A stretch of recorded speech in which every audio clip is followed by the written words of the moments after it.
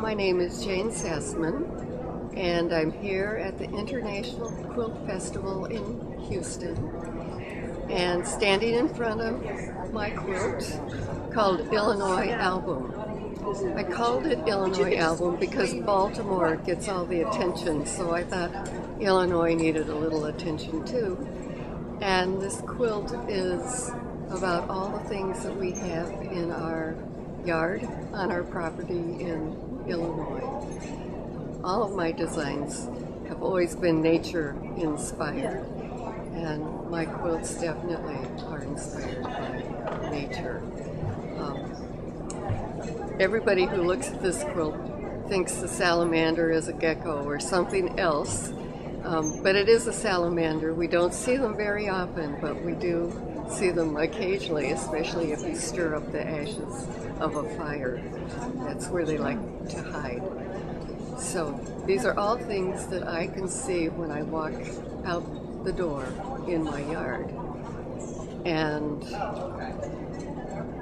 I do have to do that all the time because my studio is in a separate building on the property, so it's really lovely to go from one place to the next and just look from side to side and all the things that are just naturally occurring there.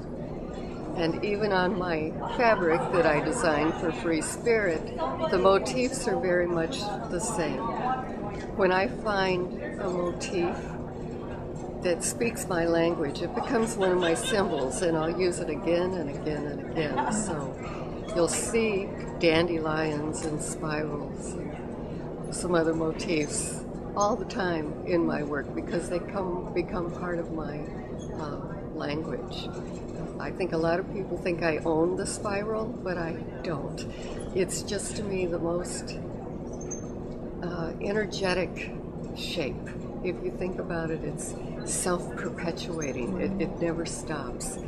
And so to me, I love that idea of energy and trying to get energy and life and the big picture in my quilts. So I don't put people in. I use trees and butterflies and bugs and flowers just to talk about the cycle of things. I think it's a little more romantic way of talking about life cycle and spiritual cycles without the people. I think it's a gentler way to go.